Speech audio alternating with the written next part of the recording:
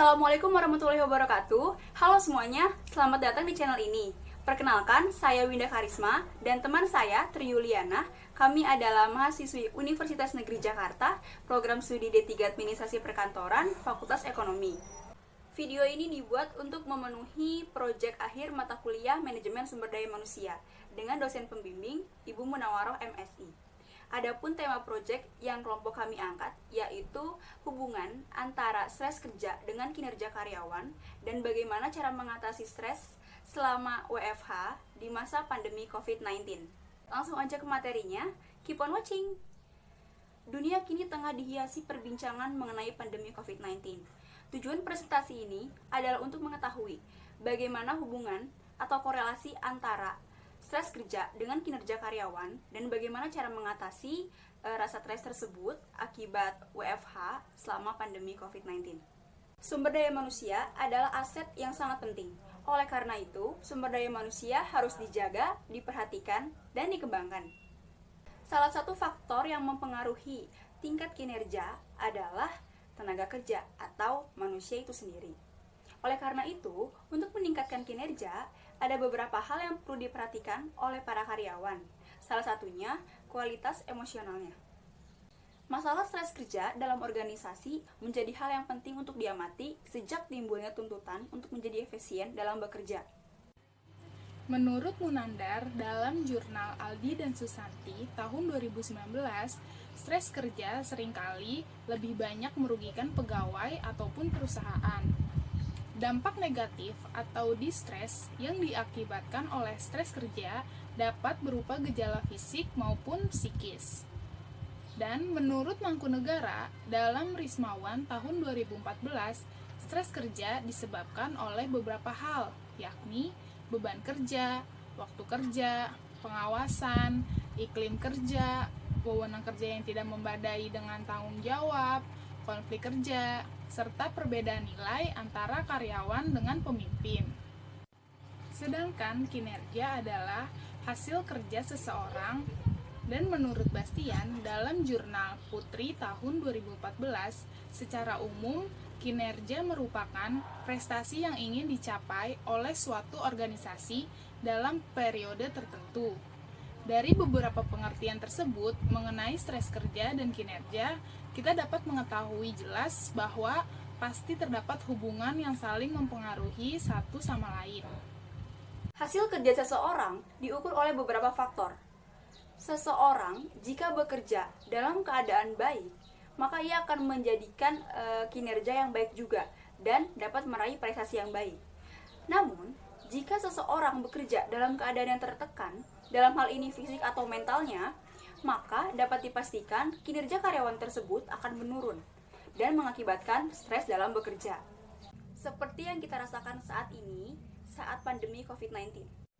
Sebelum mengetahui beberapa cara mengatasi stres selama WFH dengan baik dan efektif, perlu diketahui juga terlebih dahulu hal apa saja yang menjadi pemicu munculnya stres selama bekerja di rumah.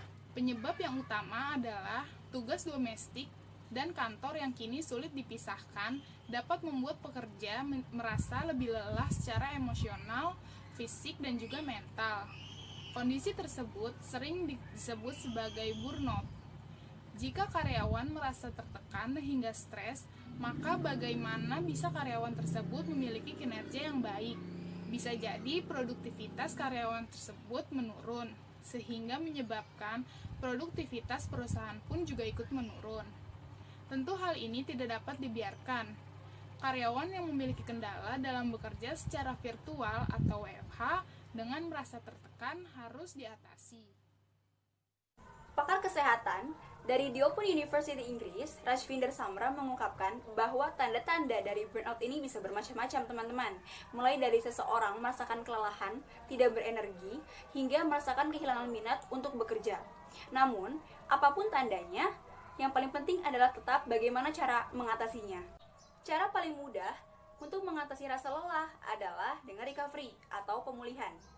Lalu, pemulihan seperti apa yang harus kita lakukan? Kita mengenal dua jenis pemulihan, yaitu internal dan eksternal. Pemulihan internal adalah proses melepaskan diri dari rasa stres dengan meluangkan waktu di tengah-tengah kerja. Pada kesempatan ini, seseorang dapat melakukan istirahat sejenak atau latihan pernapasan. Adapun untuk pemulihan eksternal dilakukan setelah bekerja. Pada kesempatan ini, seseorang harus benar-benar menjalankan aktivitas di luar pekerjaan untuk menghilangkan stresnya. Pemulihan eksternal dapat meliputi kegiatan yang disukai atau yang menjadi hobi seseorang. Lalu hal-hal lain yang bisa kita lakukan adalah yang pertama, mengatur jadwal sebaik mungkin seperti bekerja di pagi hari. Kerjakan pekerjaan yang sulit terlebih dahulu daripada mengerjakan di akhir waktu. Lalu yang kedua, berilah penghargaan terhadap diri sendiri seperti makan makanan lezat, menonton hiburan, mendengarkan musik, atau kita juga bisa melakukan berbagai kegiatan lain yang membuat kita menyenangkan. Lalu yang ketiga, jangan ragu untuk mengatakan tidak.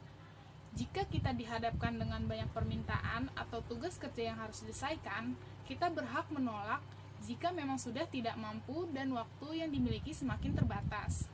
Jadi kesimpulannya adalah terdapat hubungan yang negatif antara stres kerja dengan kinerja. Artinya, semakin tinggi stres kerja seorang karyawan, maka akan semakin rendah juga kinerja karyawan tersebut.